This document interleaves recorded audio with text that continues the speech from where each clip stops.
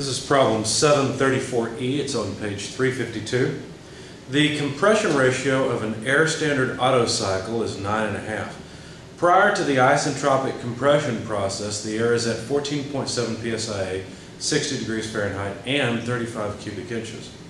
The temperature at the end of the isentropic expansion process is 1400 Rankine.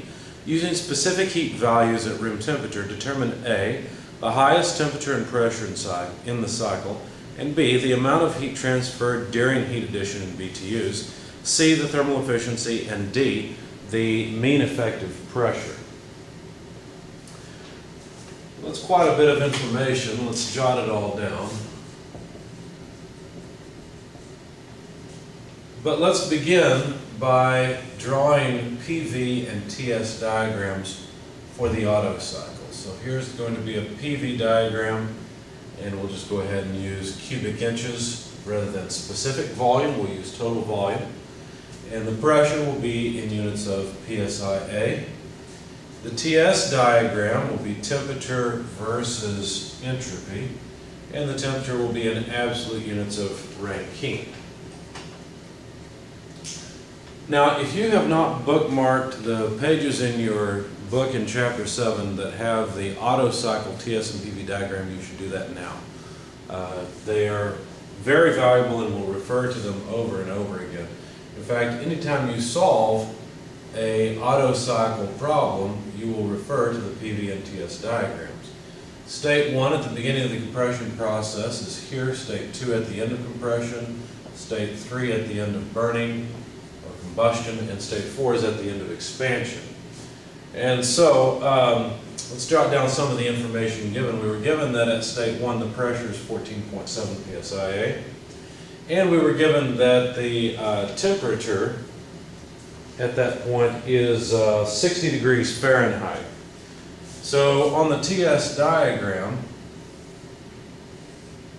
State 1 begins here, so there's the beginning of compression. Here's the end of compression, end of combustion, and end of expansion. Now we're told that the 60 degrees occurs at the beginning of compression, and so since I'm going to write everything in Rankine, I need to add 460 to 60, and so I'll get 520 Rankine as the temperature at the beginning of the compression stroke. The other thing that we're given is that the temperature at the end of the isentropic expansion process. So the isentropic expansion process is this process from 3 to 4. This is where we're getting significant work out of the system. And so State 4 ends up being 1400 Rankine.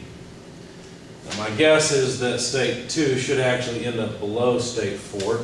So let me modify my diagram just a bit so that it will look proper. We'll have the right order on the diagram. So let's change this slope quite a bit. Let's change it even more actually. Let's put State 4 way up here. And then State 2 can be down here. That'll probably come out better. So State 4 is at 1400 Rankine, and that's just information that we were given. We were given the volume as well at State 1. So the volume at State 1 was given as 35 cubic inches. Let me move the State 3 over a bit so we can differentiate between the two diagrams. Okay, we were told that the compression ratio, R, is 9.5. And let's see, I think that's about it. It's a standard Otto cycle. And so we're supposed to find the highest temperature and pressure. Well, you can look at the cycle diagram and tell where the highest temperatures and pressures occur. They're both in State 3.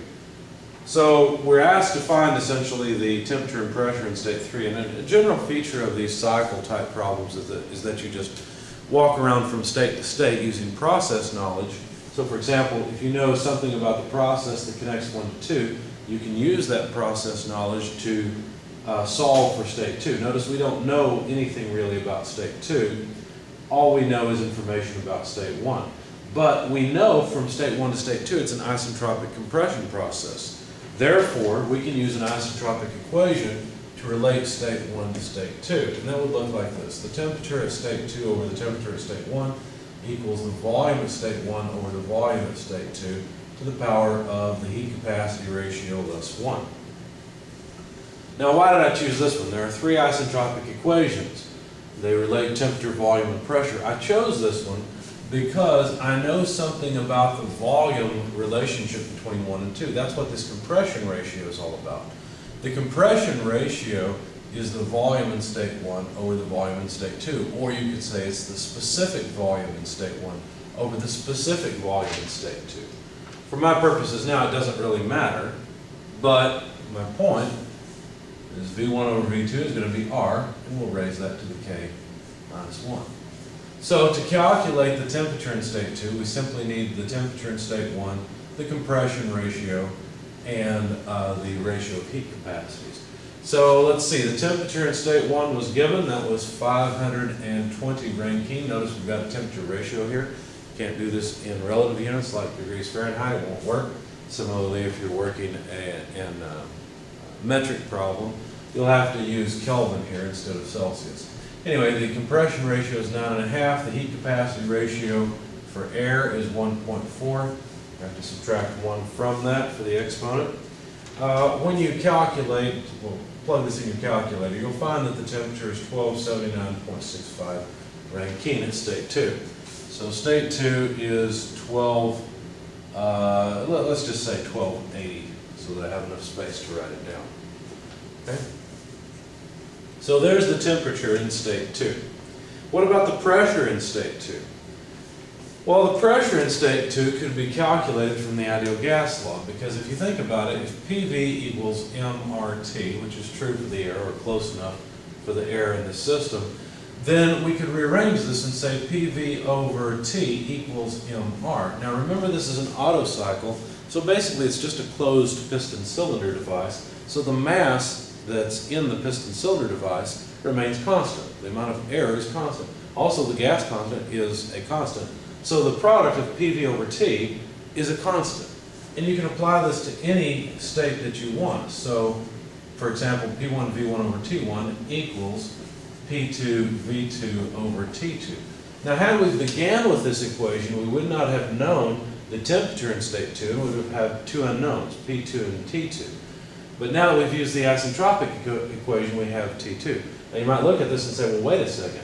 I don't know the volume in state 2, so isn't this three unknowns? Well, yes, but we know a volume ratio. In fact, we could actually get the volume in state 2 pretty easily, and we'll do that in a moment. But anyway, let's go through and solve a few things. First of all, let's figure out the pressure in state 2, since that's of particular interest. So let's rearrange the equation to solve for P2. We'll have P1 V1 over T1 multiplied by T2 over V2. You'll notice that V1 over V2 is just the compression ratio. So this would be, let's write it this way, P1 T2 over T1 multiplied by R, because that's V1 over V2. Okay, so P1, let's see, that was given, that's 14.7 PSIA. I won't write down the units for the temperature ratio or for the, well, they cancel for the temperature ratio, and I won't write them down for the compression ratio because it has no units. The units are already canceled. So T2 over T1, let's see, the actual number was 1279.65 Rankine over T1, which is 520 Rankine. Compression ratio is, of course, 9.5. And so you find that the pressure in state 2 is 343.66 PSIA. We'll round that up to 344 when I write it down on the diagram, but there's the pressure and temperature in state 2. Notice we got this pressure and temperature by using process knowledge for the process between states 1 and 2. Now let's find a few more things that will be convenient later. Notice that we can solve for the amount of mass in the system as well, so we may as well do that while we are here. This is not necessarily associated with the process from state 1 to state 2, but we will use information from state 1, since that was what was given, to calculate the mass in the piston cylinder device. So 14.7 PSIA is the pressure, the volume is 35 cubic inches. The gas constant in English units is 0.3704 psia cubic foot per pound mass per rankine, and the temperature in state 1 is 520 rankine. Now, one thing to note about this gas constant, if you look in the back of your book in the English appendices, you'll see two columns for the gas constant. One has BTUs in it, BTUs per pound per rankine. The other one has psia cubic feet per pound mass per rankine. That column that has psia cubic feet per pound mass per rankine is more convenient in the ideal gas law. So you should make a note above it in your book to say use this one in the ideal gas law. In the metric tables it doesn't matter because there's just one column and the unit conversions are trivial. So anyway, let's see what we've got. PSI go away, rankine go away. We should get pound mass. The problem is we've got cubic inches and cubic feet.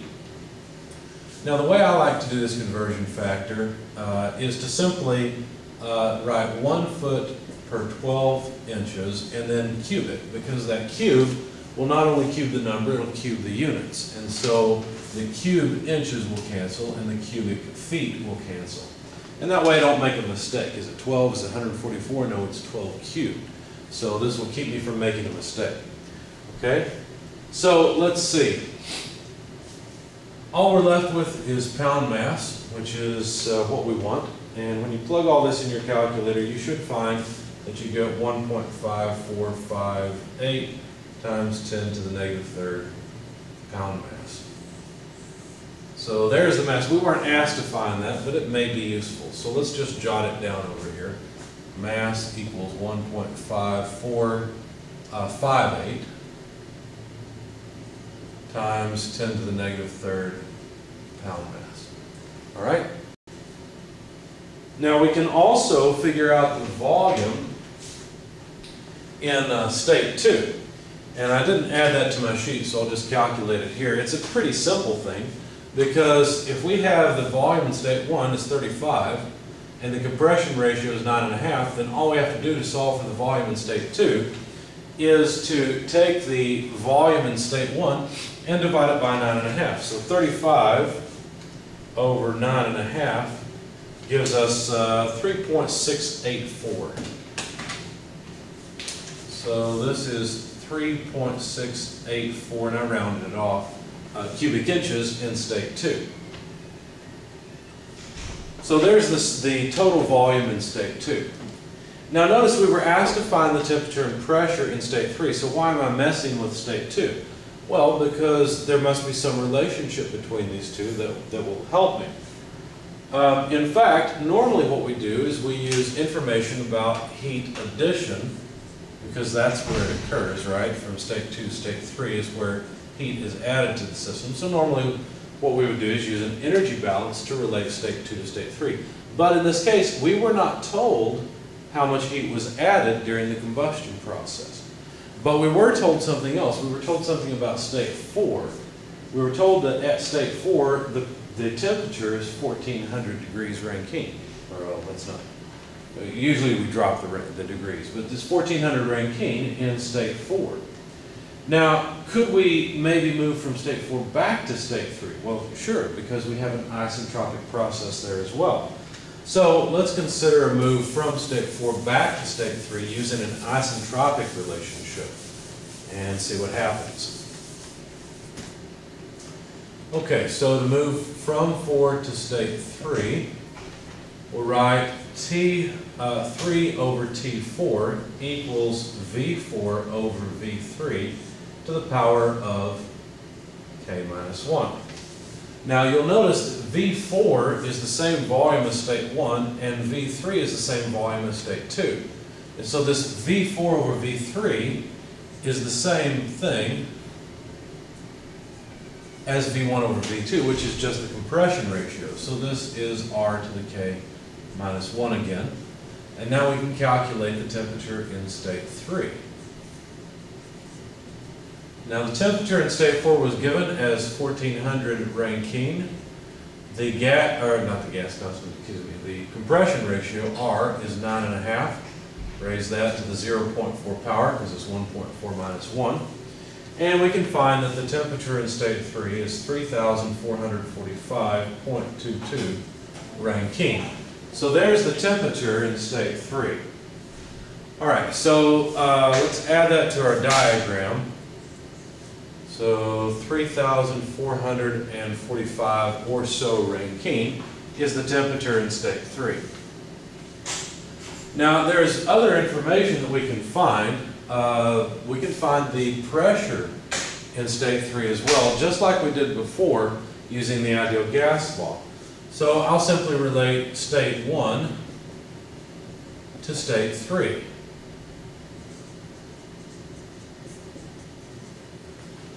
Okay, now you might look at this and say, well, I thought that normally we would relate adjacent states to each other. And that's true. But with the ideal gas law, since the mass times the gas constant above the cylinder is a constant, it doesn't matter which states we relate to each other. Now, the ideal gas law is the only equation that allows you to jump across various states.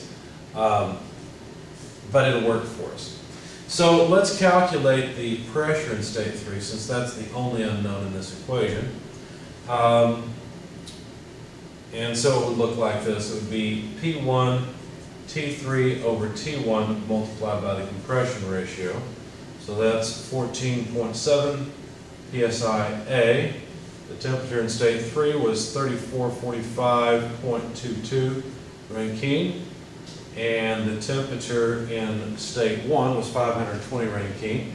Multiply that by the compression ratio of 9.5, cancel the Rankine. And if you plug this in your calculator, you find that it's 925.24 psi-A. So there's the pressure in state 3. So 925 or so is what I'll round it off to for the diagram. Okay. Now notice we can also get the pressure in state 4. Let's finish solving all of this. We've got all 4 temperatures. We've got 3 pressures. We only lack P4. So let's calculate P4. We could have done the same thing here, right? We could have simply used 4. And note then that the only unknown would be the pressure in state 4. Okay, so we have to be a little bit careful. Let's see, because notice now V4 over V1 would not be the compression ratio R. V4 and V1 are the same, so they just cancel. Okay, so let's get rid of that bit. So all we need is the temperature in state 4, which is 1400 Rankine. Rankine goes away again. And now the pressure comes out, and I won't write it there, I'll just add it to the diagram. The pressure comes out in state 4 to 39.58. Since I didn't write it down over there, I'll leave all of the significant figures here. So 39.58, about 40 psi-A in state 4. Okay, so now we've solved all of the cycle. In fact, we were asked to find the pressure in state 3, there it is, and the temperature in state 3. Well, there it is. We've solved part A of this problem, but we were also asked to find some other things. In particular, part B says to find the amount of heat transferred during heat addition. Now, we already noted that Qn occurs from state 2 to state 3. Okay. When they ask for the amount of heat addition, they're not asking for the specific heat addition like I wrote down. They're asking for the total heat addition, Q. So not the per unit mass heat addition. Now, by an energy balance from state 2 to state 3, since the system is not moving, right, there's no boundary work, then the only place that the heat could go is into increasing the internal energy of the air. And so this would just be the internal energy change from state 2 to state 3. But we could write that as the mass multiplied by the specific internal energy change. And then we could approximate the energy or the thermal energy change by CV delta T. Because remember that delta U is associated with CV and delta H goes with CP. Okay, so we already have the mass we calculated that earlier, 1.5428. Get everything in there. And I guess I copied it down wrong. Let me verify in my solution. Let's see. Calculating mass, 1.5458. That's correct. I copied it down wrong in my solution. It should be 1.5458, not 28 like I have written in my solution. So I just made a copy error when I wrote this down. Times 10 to the negative third. And then the heat capacity at constant volume for air is 0.171 BTUs per pound mass per Rankine.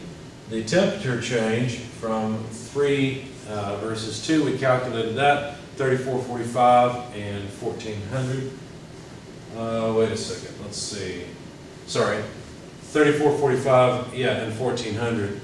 So the numbers I had was 3445.22 less 1279.65 Rankine. So the Rankine goes away, and this was pound mass. I forgot to copy it down.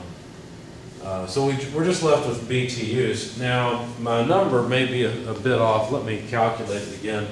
I just recognized that in my solution I made a mistake in the number here. So let's try again. 1.5458 E negative 3 multiplied by 0.171 multiplied by the quantity, 3445.22 less 1279.65. Okay, I get 0.5724 or so BTUs. And in my solution I have 0.5713, so I did in fact use the wrong number in my solution. So I'll have to modify it here on my page and then rescan it for you. Anyway, the next thing we're asked to find is the thermal efficiency. Okay, so how does thermal efficiency go? Well, thermal efficiency is desired output over required input. Another way we can write this is 1 minus Q out over Q in. And if you do that, then you realize all we really need is Q out, because we already have Q in. That's really what this was, right? That's Q in. That's the heat addition that occurs. Now I can write it as on a specific mass basis, as I did, or I could write it as a total heat transfer. And I may as well write it as a total since I've got the volume as a total. But Q out occurs in the constant volume heat rejection process. And the equation would look very similar. Q out by an energy balance is simply U4 minus U1. So we're going to play the same game, right? We're just going to say, well, we'll use specific properties, and then all we need are the temperatures in states 4 and 1. So it's a good thing we've already solved for the temperatures because we need them. So let's see. Now the temperatures are 1400 Rankine less 520. And again, the Rankine will go away. We'll end up with BTUs. I'm going to jot this number down before I forget it because, like I said, my notes are wrong. So Qn is 0.5724 BTUs. And now let's calculate, because once again I used the wrong mass, let's calculate the Q out from this equation. So let's see. 1.5458 E negative 3 multiplied by 0.171 multiplied by the quantity of 1400 less 520 gives us Q out of 0.2326 or so. BTUs, of course, cancel. And now I'll just leave the number in my calculator. I know it'll be slightly off, but it's 4 decimal places. We should be fine. Okay, so the efficiency I got from running that number is 59.36% or so. Now that's not the only way we can calculate efficiency. I don't have this in my notes, but another way to calculate efficiency, since this is an ideal Otto cycle, we can simply use the efficiency equation for the ideal Otto cycle. 1 over R to the K minus 1, I think. I don't recall.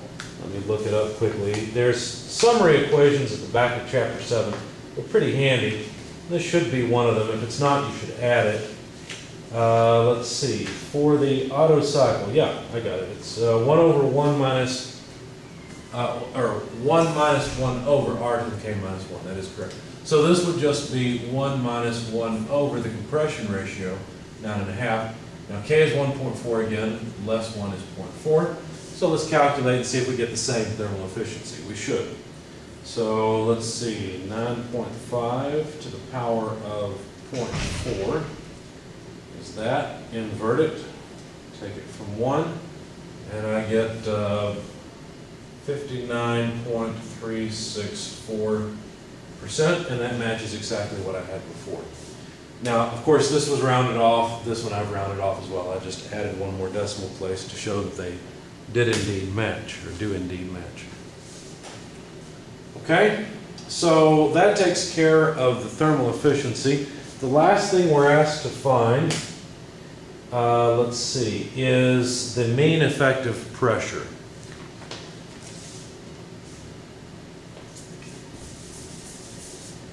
Now, the mean effective pressure is the net work out of the cycle divided by the difference between the maximum volume and the minimum volume. In other words, the displacement volume. The net work, though, could be written as Q in minus Q out, because if it comes in as thermal energy and does not leave as thermal energy, it must leave in the form of work. Because that's the whole point of an engine, is to take thermal energy, or a heat engine, is to take thermal energy and convert it from thermal energy into work, or as much of it as possible. Now, the maximum volume occurs at state 1, the minimum volume at state 2. And as I gave you in class, sometimes it is convenient to rearrange so that you don't have to solve for the volume in state 2.